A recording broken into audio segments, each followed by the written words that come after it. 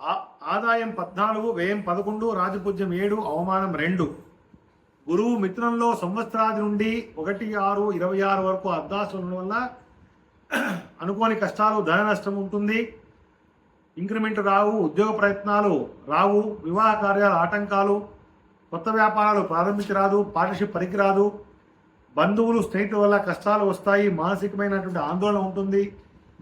తర్వాత మధ్యవర్తిత్వం చేయరాదు. 2/6/26 నుండి 30/10/26 వరకు గురువు కర్కాటక రాశిలో పంచమ స్థానం ఉండడం వలన యోగదాయము, వ్యాపార వ్యవహారములందు లాభాలు ఉంటాయి, అనుకున్న పనులు ఉంటాయి, అన్ని రకాల సంతోషాలు ఉంటుంది. తర్వాత 31/10/26 నుండి 25/27 వరకు గురువు సింహరాశిలో 6వ ఇంట ఉండడం వల్ల ఆర్థిక ఇబ్బందులు ఉంటాయి, కొంచెం కష్టాలు ఉంటాయి. 26/1/27 నుండి సంవత్సరాంతంకి పంచమంలో గురువు ఉండడం వల్ల అన్ని రకాలుగాను శుభం ఉంటుంది. శని సంవత్సరాది నుండి సంవత్సరాంతం వరకు జన్మస్థాన సంచారం చేత 7.5 మీకు మొదలవుతుంది. కాబట్టి ఈ సంవత్సరం శని ఉండడం వల్ల చాలా ఇబ్బందులు ఉంటాయి, మీరు కొంచెం జాగ్రత్తగా ఉండాలి.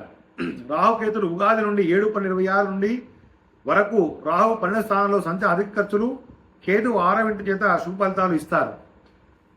ఇక ఈ సంవత్సరం వారికి క్లుప్తంగా సంఘర్షంతో కూడిన విజయము, గురు రాహువుల అండ అని చెప్పవచ్చు.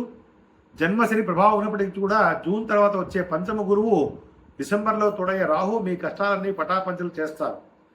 శని జన్మరాశి సంచారం, గురువు పంచమ స్థానంలో ఉచ్చలో ఉన్నాడు, అత్యంత శుభప్రదం. రాహు కేతువులు 6, 11 ఉండడం వల్ల మీ ఇంట్లో దశను మార్చే అవకాశం ఉంటుంది. ఇక ఉద్యోగ వ్యాపారాల్లో జన్మశని వల్ల ఆఫీసులో శ్రమ అధికంగా ఉంటుంది, గుర్తింపు రావడం లేదనిపిస్తుంది. తర్వాత జూన్ 2 తర్వాత గురుబలం వల్ల పరిస్థితులు ఒకలాగా తారుమారవుతాయి, ప్రమోషన్స్, కొత్త బాధ్యతలు వస్తాయి. ఇక ఆర్థిక స్థితి చూస్తే ఆదాయం 14, వ్యయం ఉండడం వల్ల ఆర్థికంగా డోకా ఉండదు, రాబడి బాగుంటుంది. జూన్ తర్వాత షేర్ లేదా స్థిరాస్తిలో భారీ లాభాలు ఆర్జిస్తారు, లక్ష్మీ కటాక్షం ఉంది. కుటుంబంలో జీవితంలో మిశ్రమ ఫలితాలు ఉంటాయి. జన్మశని వల్ల చిన్న విషయాలకి చిరాకు పడకుండా నిబ్బరంగా ఉండాలి. జూన్ తర్వాత వివాహ ప్రయత్నాలు శ్రమిస్తాయి, ఇంట్లో పండగ వాతావరణం ఉంటుంది. ఆరోగ్యపరం పట్ల రాజీ పడకూడదు, ఎముకలు, కీళ్ళ నొప్పులు మరియు నిద్రలేని సమస్యలు బాధిస్తాయి. ఏప్రిల్ 2 నుండి మే 11 వరకు వాహనాలు పెట్టినప్పుడు అత్యంత అప్రమత్తంగా ఉండాలి. నిత్యం ప్రాణాయామం, వ్యాయామం చేయడం వల్ల మానసిక ఒత్తిడి దూరం చేసుకోవచ్చు.